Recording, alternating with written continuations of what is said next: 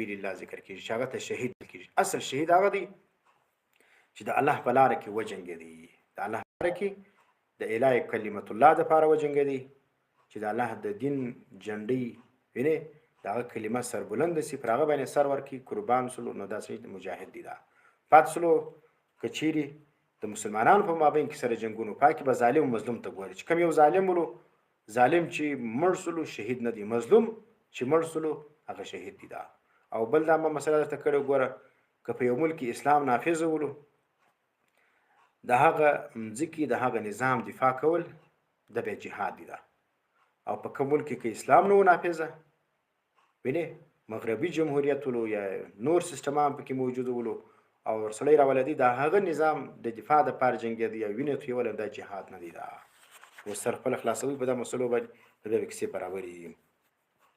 نو فضیلت د شهید او مقتول فی سبیل